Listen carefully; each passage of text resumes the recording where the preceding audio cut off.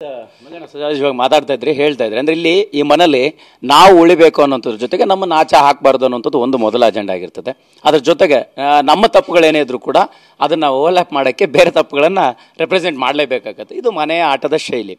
So ಇಲ್ಲಿ Manjanna first ಏನು ನಿಮಗೆ ತಪ್ಪು ಅನಿಸಿದ್ದೇನು? ಮನೇಲಿ ತಪ್ಪು ಮಾಡಿದ್ದೀನಿ ಅಂತ ಅನ್ಸಿದ್ರೆ ಏನು ಅನಿಸುತ್ತೆ ಅಂತ?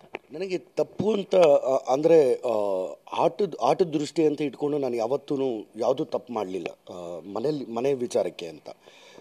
ಬಟ್ ನನಗೆ ರಿಗ್ರೆಟ್ಟು ಅಂದರೆ ನನಗೆ ಕಾಡ್ತಿದೆ ಅಂತ ನನಗಿದ್ರೆ ಒಂದೇ ಒಂದು ಟಾಸ್ಕು, ಅದು ಫಿನಾಲಿ ಟಿಕೆಟ್ ಟಾಸ್ಕಲ್ಲಿ 2 ಟಾಸ್ಕ್ ವಿನ್ ಆಗ್ತೀನಿ, 2 ಟಾಸ್ಕ್ ವಿನ್ ಆಗಲ್ಲ 2 ದಿನ ಇರಬೇಕಾದ್ರೆ. ಆ 2ನೇ ಟಾಸ್ಕ್ ವಿನ್ ಆದವರಿಗೆ ಫಿನಾಲಿ ಟಿಕೆಟ್ಗೆ ಭಾಗವಹಿಸೋಕ್ಕೆ ಅವಕಾಶ ಇರುತ್ತೆ.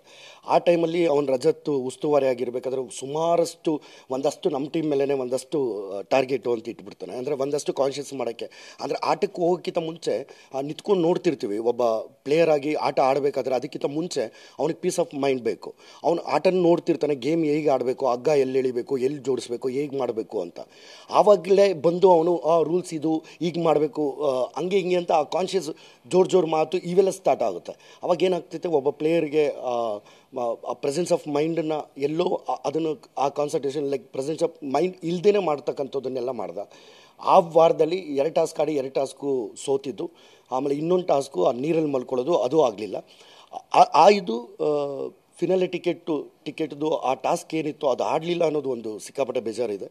ಅದಾದಮೇಲೆ ಒಂದಷ್ಟು ಮಾತು, ಅಂದರೆ ಗೌತಮಿಗೆ ಒಂದು ಮಾತು ಹೇಳಿದ್ದು, ಯಾವುದಾದ್ರೂ ಅಂದರೆ ಒಂದು ನೈಟ್ ಕೂತ್ಕೊಂಡು ಒಂದಷ್ಟು ಪರಿಸ್ಥಿತಿಗಳಾಗ್ತಾ ಇರುತ್ತೆ. ಅಂದರೆ ನನಗೆ ಒಂದಷ್ಟು ಕನ್ಫ್ಯೂಷನ್ಸ್ ಆಗುತ್ತೆ. ತ್ರಿವಿಕ್ರಮು ಭವ್ಯ ಅವಾಗವಾಗ ಗಲಾಟೆ ಆಗ್ತಾರೆ, ನಾಮಿನೇಷನ್ ಮಾಡ್ಕೋತಾರೆ, ಗಲಾಟೆ ಮಾಡ್ತಾರೆ, ಮತ್ತು ಒಂದಾಗ್ತಾರೆ, ಮಾತಾಡ್ತಾರೆ. ಆಮೇಲೆ ಮನೇಲಿ ಪರಿಸ್ಥಿತಿಗಳು ಕೆಲವೊಂದು ಎಲ್ಲೋ ಹಾಫ್ ಆನ್ ಅವರ್ಗೆ 1 ಅವರ್ಗೆ ಎಲ್ಲೋ ಕ್ಯಾರೆಕ್ಟರ್ಗಳು ಚೇಂಜ್ ಆಗುತ್ತಾ, ವ್ಯಕ್ತಿತ್ವಗಳು ಚೇಂಜ್ ಆಗುತ್ತಾ.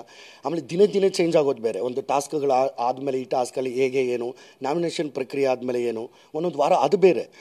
ಬಟ್ ಇಲ್ಲಿ ಎಲ್ಲೋ ಸಡನ್ನಾಗಿ 10 ನಿಮಿಷಕ್ಕೆ 5 ನಿಮಿಷಕ್ಕೆಲ್ಲ ಚೇಂಜ್ ಆಗ್ತಿದ್ದಾರಲ್ಲ, ನಗ್ತಿದ್ದಾರಲ್ಲ, ಇದೇನು ಬೇಕು ಅಂತ ಮಾಡ್ತಿದ್ದಾರೆ, ಹೇಗೆ ಏನು ಅನ್ನೋದು ನನ್ನ ತಲೆ ಸುಮಾರಷ್ಟು ಓಡೋಕ್ಕೆ ಸ್ಟಾರ್ಟ್ ಆಗುತ್ತೆ ಆ ವಾರದಲ್ಲಿ. ಆವಾಗ ಗೌತಮಿ ಅವ್ರ ಹತ್ರ ಹೇಳ್ತೀನಿ, ನೀವೇನಾದರೂ ಅಕಸ್ಮಾತು ಆಟಕ್ಕೋಸ್ಕರ ಏನಾದರೂ ಫ್ರೆಂಡ್ಶಿಪ್ಪನ್ನು ಬಳಸ್ಕೋತಿದ್ದೀರಾ, ನಂಗೆ ಕ್ಲಾರಿಟಿ ಕೊಡಿ ಅನ್ನೋ ರೀತಿ ಕೇಳ್ತೀನಿ. ಅವ್ರು ಸಿಕ್ಕಾಪಟ್ಟೆ ಬೇಜಾರಾಗ್ತಾರೆ. ಆ ಒಂದು ಸನ್ನಿವೇಶ ನನಗೆ ಇವತ್ತಿಗೂ ಅದು ಯಾಕಾದರೂ ಹೇಳಿದೆ, ಯಾಕಾದರೂ ಇದಂದೆ ಅಂತ. ಯಾಕಂದರೆ ಅವ್ರು ಜೆನ್ಯೂನ್ ಆಗಿರ್ತಾರೆ. ಆ್ಯಸ್ ಎ ಫ್ರೆಂಡ್ ಆಗಿ ನಾನು ಜೆನ್ಯೂನ್ ಆಗಿರ್ತೀನಿ. ಬಟ್ ಆ ಒಂದು ಪರಿಸ್ಥಿತಿಗಳಿಗೆ ತಕ್ಕಂಗೆ ಆ ಮಾತು ಬಂದ್ಬಿಡ್ತು.